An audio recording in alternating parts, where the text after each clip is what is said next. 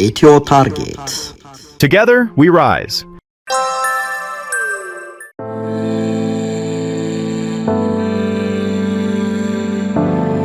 በአርሲ ዞን በኢትዮጵያ ኦርቶዶክስ ቤተክርስቲያን አማኞች ላይ የተፈጸመው ጭፍጨፋ ሰሞነኛው ትኩሳት ሆኖ ማህበራዊ ሚዲያውን አጥለቅልቆታል። የውጭ ሀገር መገናኛ ብዙሃን የዜና ሽፋን ሰጥተውታል።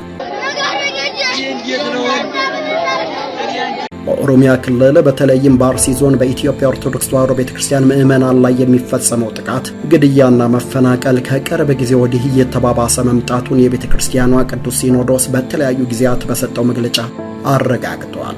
የኢትዮጵያ ሰብአዊ መብቶች ኮሚሽን በሪፖርት አመላክቷል። ኢሰብአዊነት የሚንጸባረቅበትን ክስተት የሰብአዊ መብት ተሟጋቾች አሳሳቢ ይሉታል። ዓለም አቀፍ ድርጅቶችና የአገር ውስጥ ተፎካካሪ ፖለቲካ ድርጅቶችን በጽኑ እያወገዙት ነው።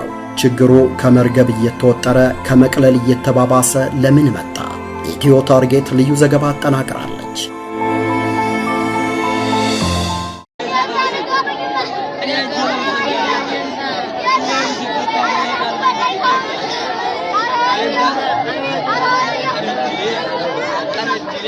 የኢትዮጵያ ኦርቶዶክስ ተዋሕዶ ቤተክርስቲያንን ዋቢ ያደረገው ዲኤንኤ አፍሪካ ግንቦት 25 2018 ይዞት በወጣው ሪፖርት በኦሮሚያ ክልል ምስራቅ አርሲ ዞን በአሌኮ ጠለታ ወረዳ ጤፉ ቀበሌ ላይ 7ኛው ሀገር አቀፍ ምርጫ ከመደረጉ አንድ ቀን በፊት የታጠቁ ኃይሎች ወደ ስፍራው በመዝለቅ ጥቃት ሰንዝረው አማኞችን ገድለዋል፣ ንብረት ወድመዋል።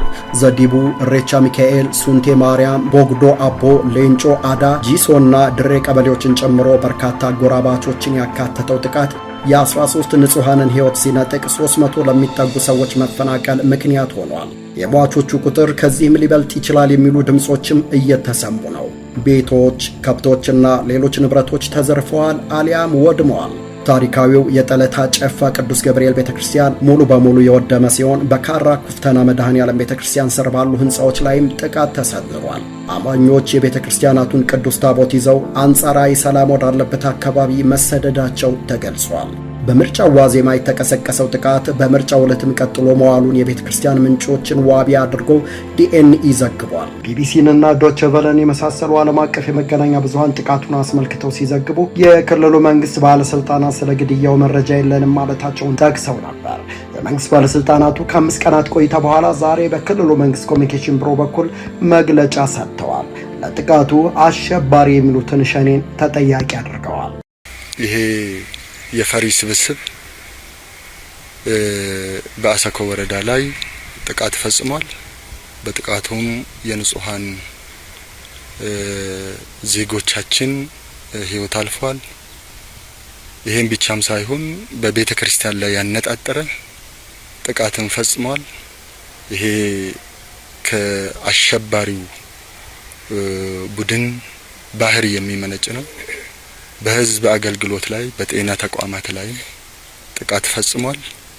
ነገር ግን የኦሮሚያ ብሔራዊ ክልላዊ መንግስት የጸጥታ ኃይሎች አስፈላጊውን ዋጋ ከፍሎ የሚቀድመው የሰው ህይወት ስለሆነ የሰው ህይወት ለመታደግ የኦሮሚያ ብሔራዊ ክልላዊ መንግስት የጸጥታ ተቋማትን እንዲሁም የፌደራልም ሆኖ ህዝቡን የማረጋጋት መልሶ የማቋቋም ስራዎች እየተሰሩ ይገኛሉ። የአርሲና የጅጅጋ ሀገረ ስብከት ሊቀ ጳጳስ አቡነ ኤልሳህ ጥቃቱ መፈጸሙን አረጋግጠው የሟቾቹን ዝርዝር በጥቃቱ የደረሰውን ጉዳት የሚያስረዳ ሪፖርት ለቅዱስ ሲኖዶስና ለፓትርያርኩ ልከዋል። ሊቀ ጳጳስ አቡነ ኤልሳ በመልእክታቸው ላይ እንዳሰፈሩት ስለ ጉዳዩ ቅዱስ ሲኖዶስም ሆነ የአካባቢው የመንግስት ባለስልጣናት እንዲያውቁት ቢደረግም ጥቃቱ ግን አሁንም ቀጥሏል። የምስራቅ አርሲው ሰሞንኛ ጥቃት ባለፈው ዓመታት በአርሲና በሌሎች የኦሮሚያ አካባቢዎች የተመዘገቡ ተመሳሳይ ጥፋቶችን ተከትሎ የመጣ ነው። ዘግይቶም ቢሆን የወጣው የፓትርያርኩ መግለጫ ይህ ግፍ እስከ መቼ የሚል መልእክት አስተላልፏል። ለጸጥታ አካላትና ለመንግስት ባለስልጣናት ባስተላለፉት ጥሪ ይህን የጥቃት ሰንሰለት ሰብራችሁ ወንጀለኞችን ለፍርድ አቅርቡ፣ አሊያ በእናንተ የስልጣን ዘመን ዜጎች ላይ ለደረሰው እልቂት ታሪክና ህዝብ ይጠይቃችኋል ሲሉ አሳስበዋል። በእርግጥ አማኞች፣ የቤተ ክርስቲያን መሪዎችና የማህበረሰብ ተወካዮች ከመግለጫ ያለፈ በቤተ ክርስቲያኗ በኩል ጠንከር ያለ አቋም እንዲወሰድ ያሳስባሉ፣ አሊያ ጥፋቱ ይባባሳል የሚል ስጋታቸውንም ያክላሉ። የሃይማኖት መሪዎችና የሰብአዊ መብት ተሟጋቾች መንግስት በአካባቢው አስተማማኝ የጸጥታ ኃይል እንዲያሰማራና ገለልተኛ ዓለም አቀፍ ምርመራ እንዲደረግ በተደጋጋሚ ጠይቀዋል።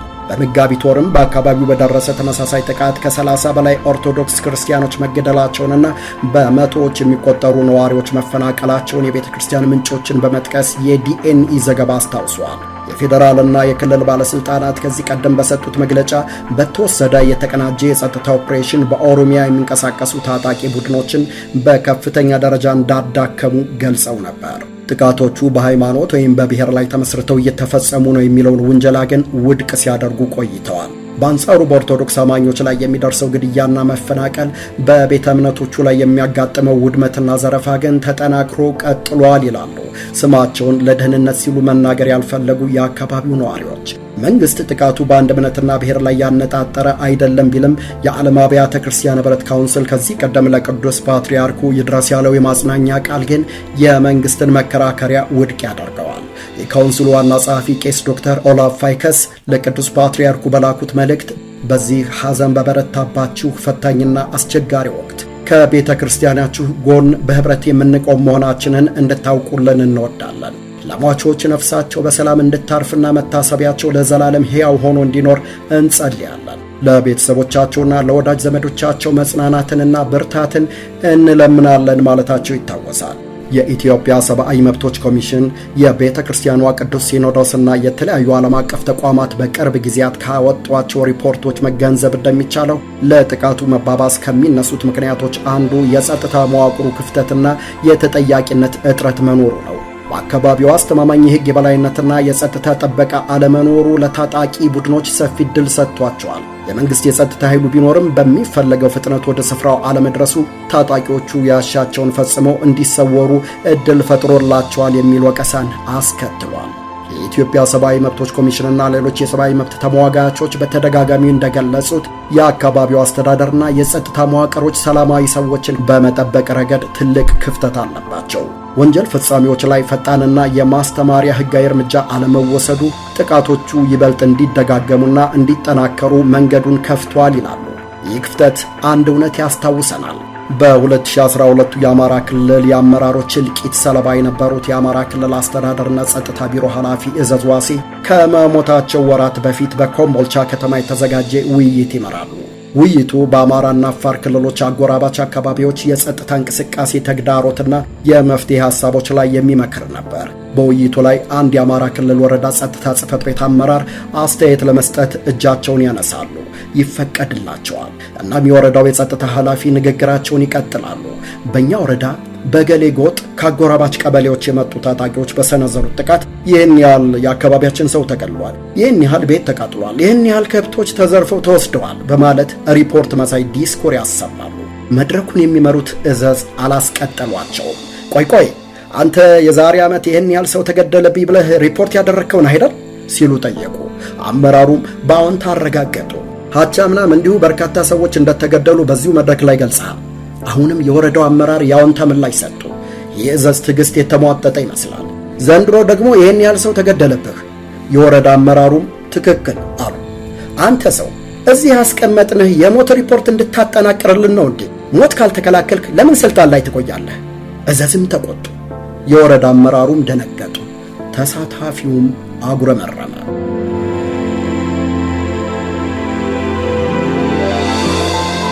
ወደ አርሲው ጥቃት እንመለስ።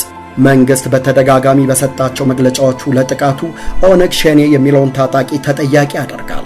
ሸኔ የሚባል የኦነግ አደረጃጀት የለም የሚሉት የኦነግ ሰዎች ደግሞ መንግስትን ይወነጅላሉ።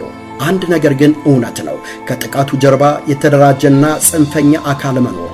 ይህን ደግሞ ገለልተኛ የሰብአዊ መብት ሪፖርቶችና የአካባቢው ምንጮች ያረጋግጣሉ። ዘመናዊ የጦር መሳሪያ የታጠቁ በስልጠና የበቁና መዋቅራዊ ድጋፍ ያላቸው አካላት እጅ ሊኖርበት ይችላል የሚል ጥቆማ ይሰጣሉ። ዞሮ ዞሮ ታጣቂዎቹ በአካባቢው በሚሰነዝሩት ጥቃት አስበውበትም ሆነ በአጋጣሚ በህዝቡ መካከል የፍርሃት ድባብ ፈጥረዋል። ዘርና እምነት የማጽዳት ሥራ ነው የሚለው አስተሳሰብ እየመጣ ነው። የኢትዮጵያ ኦርቶዶክስ ተዋሕዶ ቤተክርስቲያን ቅዱስ ሲኖዶስና የኢትዮጵያ እስልምና ጉዳዮች ጠቅላይ ምክር ቤት በጋራና በተናጠል ከዚህ ቀደም ባወጧቸው መግለጫዎች እንዳረጋግጡት በአርሲ ዞን ክርስቲያኖችና ሙስሊሞች ለዘመናት በሰላምና በመከባበር አብረው ኖረዋል። አሁን የሚፈጸሙት ጥቃቶች ይህንን ረጅም ዘመን ያስቆጠረ አብሮነት ለማፍረስ፣ በሃይማኖቶች መካከል መጠራጠርንና ግጭትን ለመፍጠር ሆን ተብለው የሚቀነባበሩ ናቸው የሚል አቋም አላቸው። ከጀርባ ቆሞ ስለት በማቀበሉ ተግባር ደግሞ የፖለቲካና የጽንፈኝነት አጀንዳዎች ትልቁን ሚና እንደሚጫወቱ ይነገራል። በአካባቢው የሚታየው ዋነኛው ውስብስብ ችግር የብሔር ጽንፈኝነት፣ ኤትኖናሽናሊዝምና የሃይማኖት ማንነት መደራረባቸው ነው።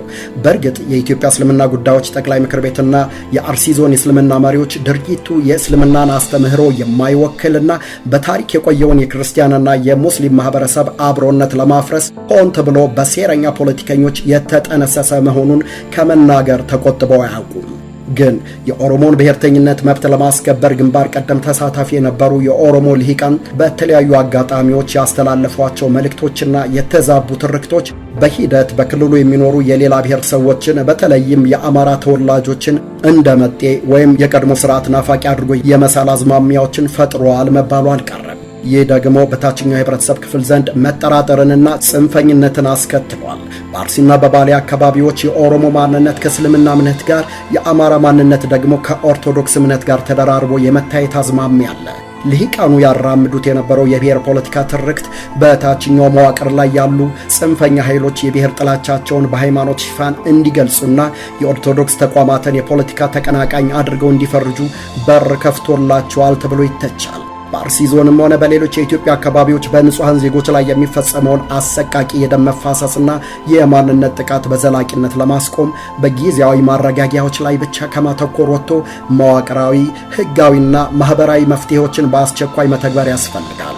ወገንተኝነት የሌላቸውና ለህግ የበላይነት ብቻ የሚቆሙ የፌዴራል የጋራ ጸጥታ ኃይሎች፣ የመከላከያ ሰራዊትና የፌዴራል ፖሊስ በስፋትና በቋሚነት ችግር ባለባቸው ቀጠናዎች ላይ ማሰማራት ከመንግስት የሚጠበቅ ነው። ከታጣቂ ቡድኖች ጋር ድብቅ ግንኙነት አላቸው ተብለው የሚጠረጠሩ ጥቃት ሲፈጸም ቸልተኝነት ያሳዩትን ወይም መረጃ ያላቸው መከላከል ያልቻሉትን የአካባቢው አስተዳደርና የጸጥታ አመራሮች ለይቶ በህግ ተጠያቂ ማድረግ የቀጠናውን ውጥረት ያረግበዋል። በጥቃቶቹ ላይ በቀጥታ የተሳተፉትን፣ ያቀነባበሩትን፣ በገንዘብም ሆነ በሐሳብ የደገፉትን አካላት ለይቶ በህግ ተጠያቂ ለማድረግ ደግሞ የኢትዮጵያ ሰብአዊ መብቶች ኮሚሽንና ሌሎች ገለልተኛ የሰብአዊ መብት ድርጅቶች የተሳተፉበት ግልጽ እና ዓለም አቀፍ ደረጃን የጠበቀ የወንጀል ምርመራ በአርሲ ዞን ማካሄድ እንደሚገባ የግጭት አፈታት ሊቆችና የፖለቲካ ሳይንስ ምሁራን ይመክራሉ። ከዚህ ባሻገር የኢትዮጵያ ኦርቶዶክስ ተዋሕዶ ቤተክርስቲያንና የኢትዮጵያ እስልምና ጉዳዮች ጠቅላይ ምክር ቤት በአካባቢው በመገኘት በህዝቡ ዘንድ የነበረውን የዘመናት አብሮነት ለማደስ ሰፊ ህዝባዊ ውይይቶችንና እርቆችን ማካሄድ ይጠበቅባቸዋል። ሃይማኖትን ለፖለቲካ መሳሪያነት የሚያውሉ የውስጥና የውጭ ጽንፈኛ ትርክቶችንም በጋራ የማውገዝ ማህበረሰባቸውን ከጥላቻ ንግግሮች የመጠበቅ መንፈሳዊ ኃላፊነታቸውን ሊወጡ ይገባል። በጠዋት ያላከምነው በሽታ ከመቼ የመጥፊያችን ምክንያት እንዳይሆን ልቦና ይስጠን። ቸርን ሰንበት።